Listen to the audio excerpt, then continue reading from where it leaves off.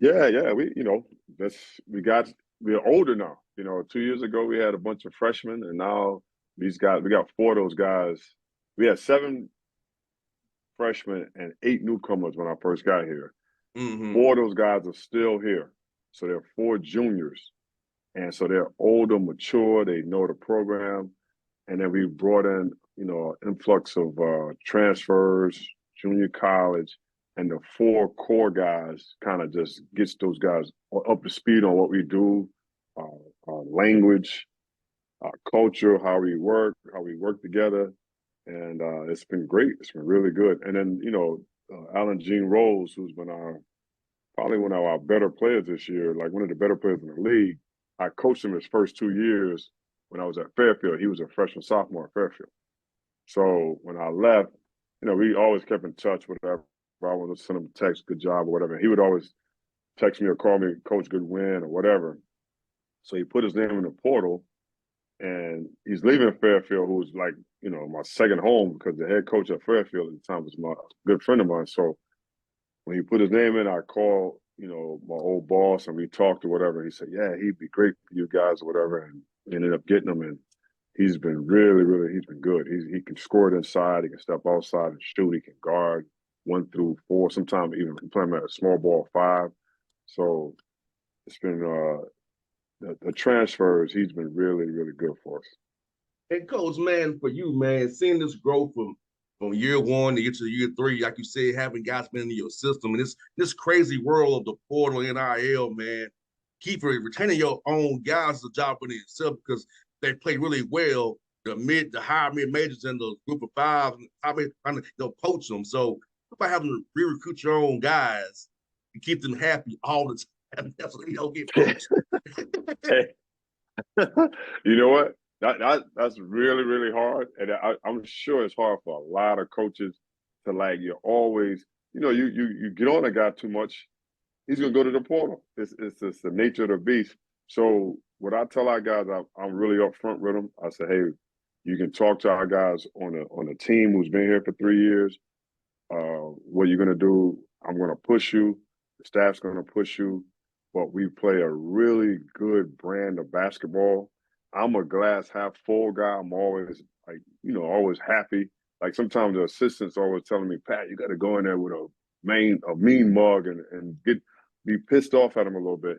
And so part of our personality, the way we are as a group, as a staff and a group, is attractive. So very rarely, guys know if I'm getting on them, I'm getting on them because it's only going to help them. And that's how we've been able to keep guys. And obviously we lost two really key players from our first class. One kid, Andre Snoddy, was a double-double guy last year for us. He ended up leaving. And then Trenton McLaughlin left after the first year. He's a leading scorer for Northern Arizona right now. So those two guys really, really were big losses for us. But, the core guys, they're into it. And then the guys we brought in, once they get here, and I tell them, I said, we're not going to wow you with some great palatial facilities, or we're not flying on a first class or on a private jet. But what you're going to really like is the brand of basketball we play. We try to share the ball. We play hard defense. We share the ball. Everybody gets a touch. If you're open, we want you to shoot it. You don't have to look over your shoulder offensively. You can be aggressive. We tell these guys all those things. The only thing I want you to do is share it. If somebody's open, let's give up a good shot to get a great shot. Otherwise, play hard, and you're going to really like it here. And then socially in Connecticut, we're in the central part of the state. So we're an hour and 40 minutes from New York City, an hour 15 from Boston.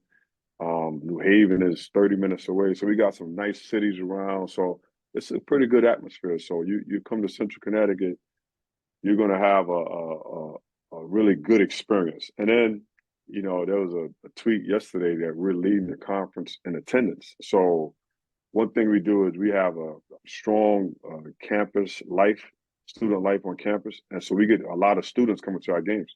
So, it's a great atmosphere playing here at home. And I think guys really appreciate that. They like that. So that's what's been happening. That's how we've been able to keep those guys and attract some of the transfer guys.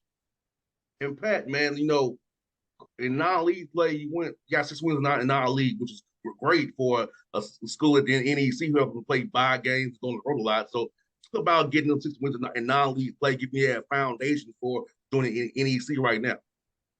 Yeah, like the non-league, like you said, we're gonna play 3, 4 bye games a year. Everybody in our league is gonna do that, and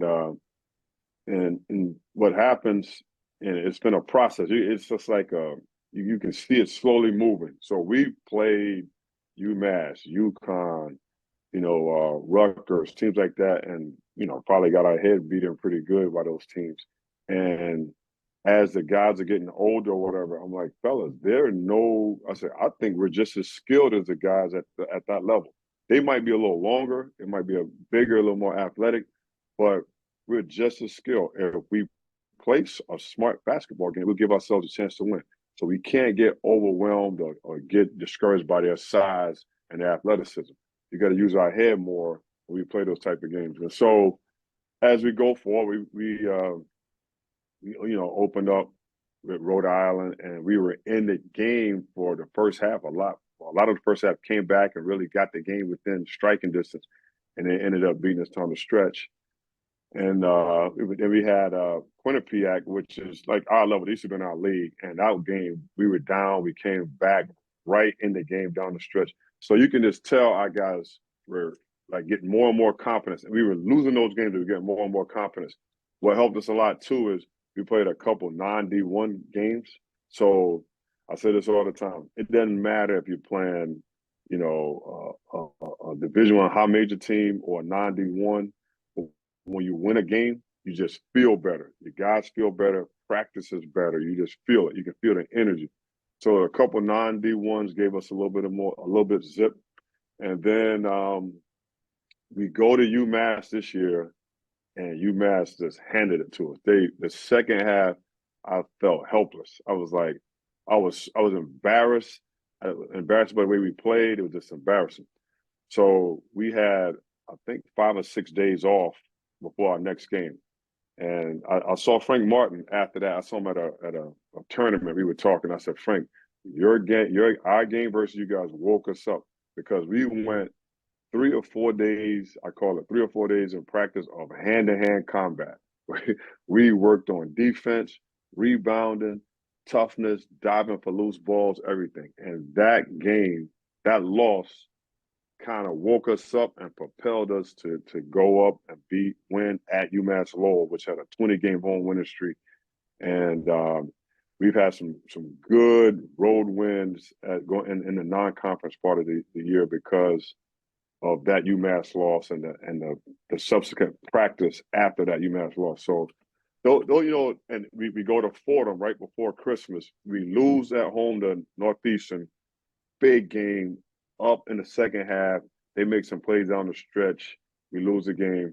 We have a day off, and we have to get on a bus, and we have a noon game versus Fordham, at Fordham. And we go up to Fordham, and these guys went to work. And we were mad about the Northeastern game.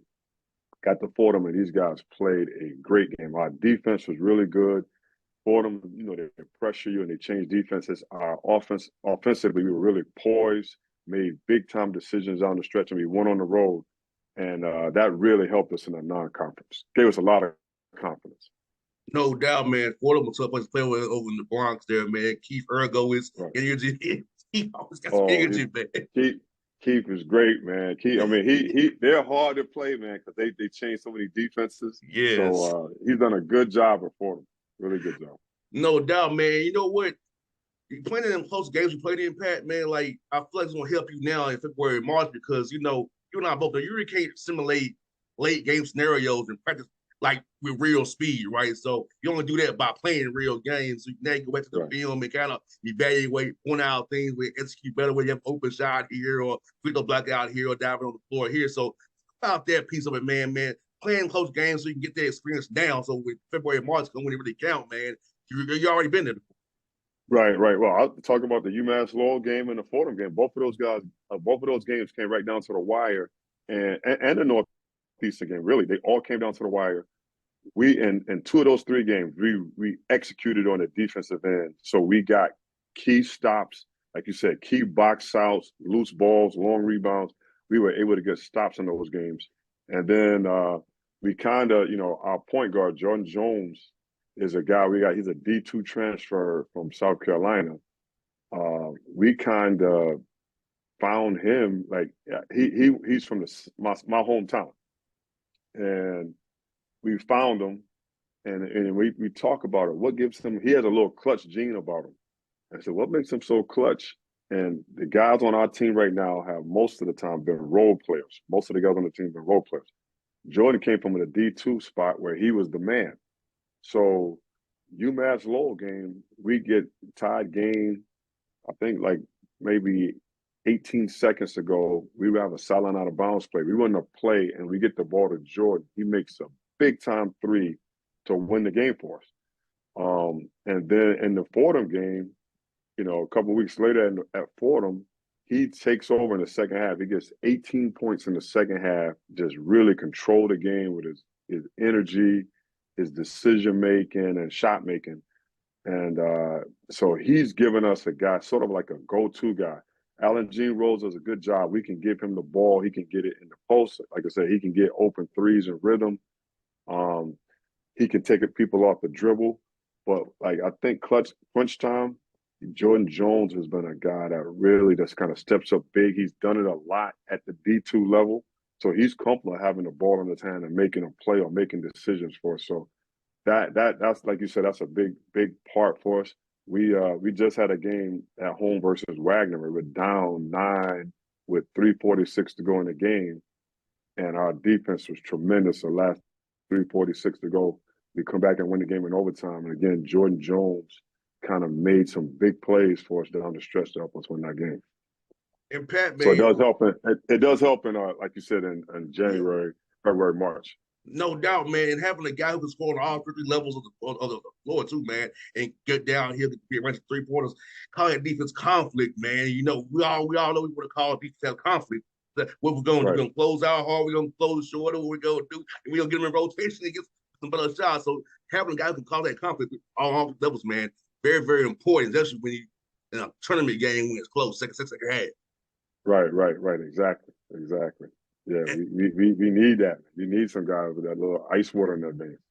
No doubt, bro. And also, you're doing good on the glass too, man. And you and I both know, man, defending don't end until you get the rebound. So about the rebounding the ball, getting the ball out of position, getting it out quick, man, getting on the go, and also offensively crashing gas with your front court, getting second chances on that end of the floor too, my brother. Right.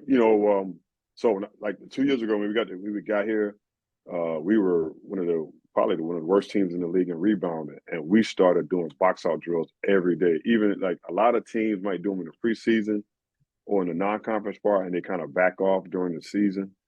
And we started it, and we just kept going with it. So we do some type of box out drill 3-4 times a week in practice.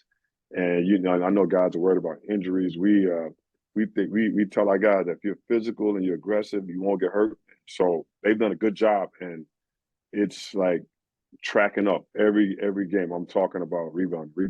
So we're the number one rebounding team in the league. And like you said, it helps when you playing really good defense and a team gets an offensive rebound. That's demoralizing. So we want to get that we want to get them one shot.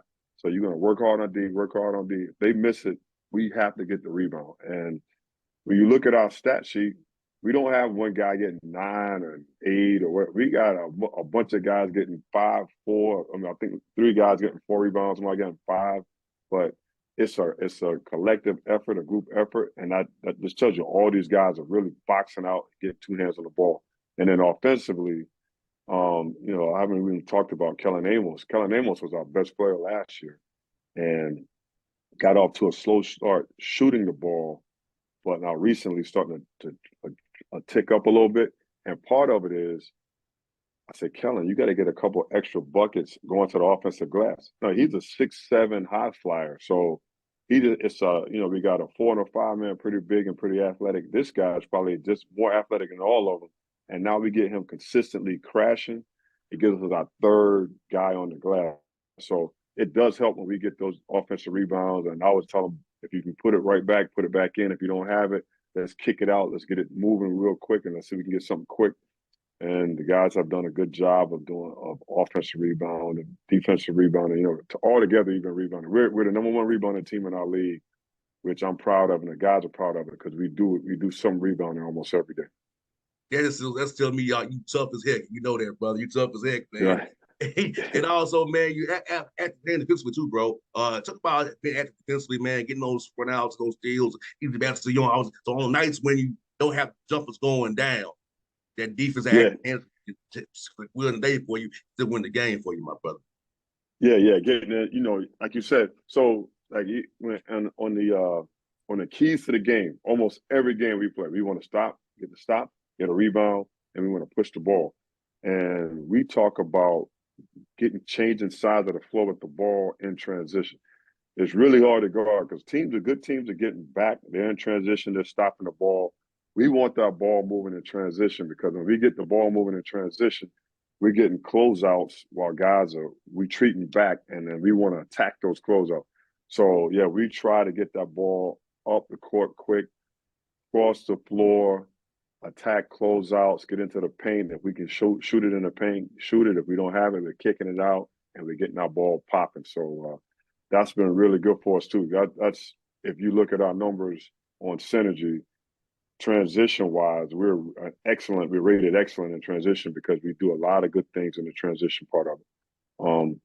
And then we settle in a half court again with Jordan Jones being such a good point guard, strong. He can get us into things, and he can. The thing about like having good floor, you know this, having good floor generals. At the end of the clock, you got to get guys who can get into the paint, No and doubt. if he can get into the paint, now he can make things. He can finish it, or he can kick it and make things happen. So he's been great at that, and that really really helps our offense. And Pat, last one for you, man. You got St. Francis from Pennsylvania coming in. You got them on tomorrow. Tell me about what's them guys on film so far, my brother. Yeah, St. Francis, man. You know they have a freshman, Elijah Wilborn, great player. He's from 20 minutes away, and so he's going to have a whole crowd of people in here tomorrow.